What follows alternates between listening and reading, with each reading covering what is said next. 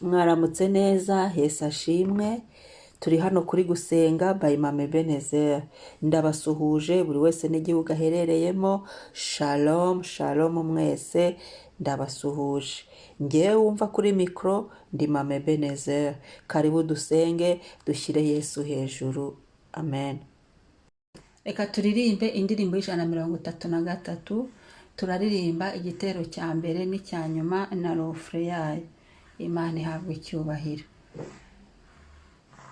Ndagukurikira Yesu, nemeye umusaraba, nge nta shinge nta rugero, urampagije wenyine.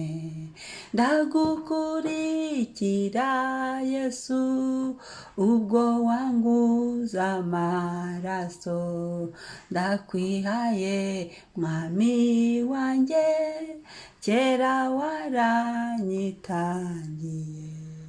Ndagukurikira Yesu, uko wanguza amaraso, ndakwihaye mwami wanjye, kera waranyitangiye.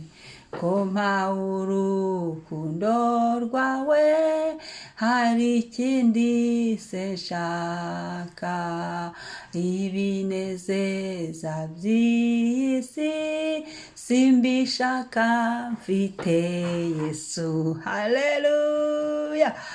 Ndagukurikira Yesu, ubwo wanguza amaraso, ndakwihaye mwami wanjye, kera waranyitangiye. Ndagukurikira Yesu, ubwo wanguza amaraso, ndakwihaye mwami wanjye, kera waranyitangiye. Haleluya. Kadusome Abakolosayi 3:15. Haravuga ngo mureke amahoro ya Kristo atwarire mu mitima yanyu, ayo mwahamagariwe kuba umubiri umwe, kandi mugire imitima ishima. Mureke amahoro ya Kristo atwarire mu mitima yanyu, ayo mwahamagariwe kuba umubiri umwe, kandi mugire imitima ishima. Umwami ahimbazwe, umwami ashimwe, umwami ashimwe. Amahoro ya Kristo. Yesu azutse yagiye yiyerekana, yereka abigishwa be, yereka Mariya Magadalena, yagiye yiyerekana. Toma yaramubonye ndetse akoze urutoki mu nkovu.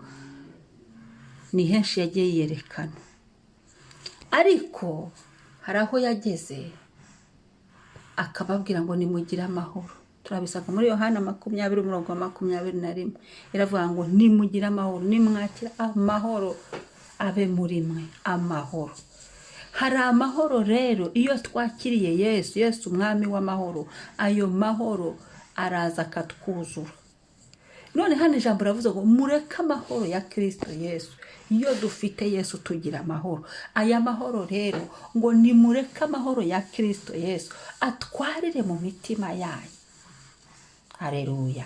Ayo mwahamagariwe kuba umubiri umwe, kandi mugire imitima ishima. Turashima mu gitondo muri aya masengesho, tugashima Imana. Ariko n'ubuzima bwacu reka bwuzuremo gushima. Turi mu kwezi ko gutaka, nibyo. Hari ibitarakemuka, nibyo. Hari ibyo tutarabona, nibyo. Hari amasezerano turindiriye, nibyo. Ariko twuzuremo ndetse no gushima.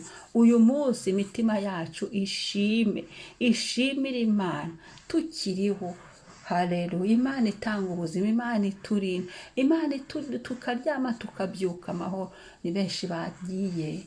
Twebwe kuba turiho ntacyo turusha abandi, no kuba tukiriho ntacyo twatanze, kuba tugihumeka ni imbabazi z'Imana. Imana ibishimirwe. Ngo mureke amahoro atwarire amahoro, ngo mureke amahoro ya Kristo Yesu atwarire mu mitima yanyu. Reka mvuge nti imitima yacu igumye igira amahoro. Aya mahoro Yesu yaduhaye aya mahoro yuzure mu buzima bwacu, yuzure mu mitima yacu, yuzure mu mibereho yacu, yuzure mu kazi kacu, yuzure mu ngo zacu, yuzure mu bana bacu, yuzure mu abo twashakanye nabo, yuzure aho dukorera umurimo w'Imana, yuzure aho dusengera, yuzure aho dukorera. Amahoro turayakeneye aho turi hose. Ibyatubuzaga amahoro rero ubijyane imbere y'Imana, ubwira Imana ngo Mana, Takira Imana, turi mu kwezi ko gutaka. Ubwira Imana ngo Mana, iki kintu kiraza kikambuza amahoro, ahangaha mbuza amahoro, ahangaha ndarushye. Tukabibwira Yesu, twamuga ati Yesu, ahangaha ndumva mbuza amahoro, ndumva mbabaye. Yesu ati nduhuka, mubwira ngo nduhura. Yesu mara umubabaro, Yesu ngirira neza, Yesu ninjye wa mwana wawe. Urabimubwira agatabara. Haleluya. Ngo mureke amahoro ya Kristo atwarire mu mitima yanyu, ayo mwahamagariwe kuba umubiri umwe. Mureke amahoro ya Kristo atwarire mu mitima yanyu. Haleluya. Reka uyu munsi tuvuge ngo amahoro yuzure mu mitima yacu. Ibyari biri kubuza amahoro imitima yacu, abari bari kukubuza amahoro, Uwiteka abikureho. Uwiteka abahindure, abo guhindura imitima y'abayihindure, cyangwa se akandi n'abandi abo kwirukana birukane mu buzima bwacu. Hari abantu birukanwa mu buzima bwacu bakavamo, isezo yo kubana nabo cyangwa se cyo kubana nabo kirangiye, bakavamo bakagenda.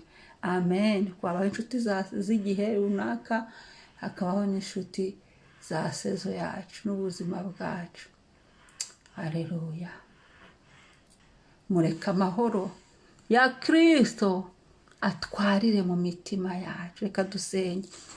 Bwira Imana ngo Mana, ibyari bikubujije amahoro bibwira Imana. Bwira Imana ngo Mana, aha ntabara, aha ndengera, aha Mwami, dore uko byifashe, niwe wampa amahoro. Ibitumye umuntu udasinzira, ibitumye wibaza, ibitumye ugira umubabaro, reka tubibwire Yesu. Ibitumye ibyo waburiye umwanzuro bikaba bikubujije amahoro, byereke Yesu. Nurangiza ubimuharire, bihereze Yesu, tubihereze Yesu, twebwe turuhuke.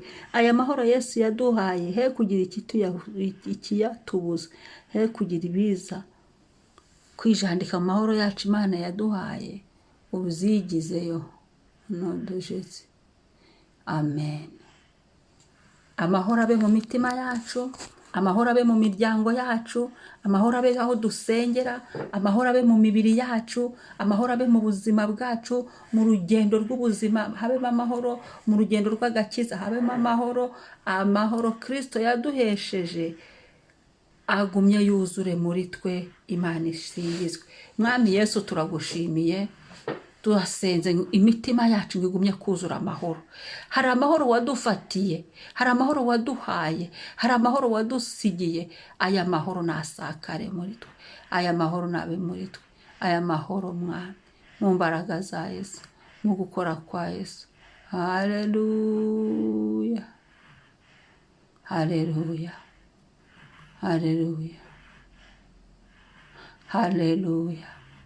Mwami Imana, Mwami Imana, Mwami Imana.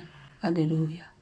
Tabara Mwami, uzuza amahoro ahatarari, uzuza amahoro mu bugingo ahatarari, hatari hari amahoro. Uzuza amahoro mu Mwami, ahatari hari amahoro.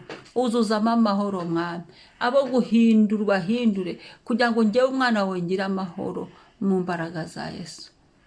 Tahu Yesu, icyubahiro n'ikuzo bibi byawe, icyubahiro n'ikuzo bibi byawe, icyubahiro n'ikuzo bibi byawe. Shalom, shalom. Umunsi mwiza. Mwari kumwe na mama Ebenezer. Wibuke gukora subscribe niba ari ubwa mbere ugeze kuri iyi channel, kandi ndasaba ngo mujye mwibuka n'abandi, twese usangize n'abandi, ugira abantu byukije, babyuke bisengere. Amasengesho ya mu gitondo, umunsi wawe uwuhereza Imana. Shalom.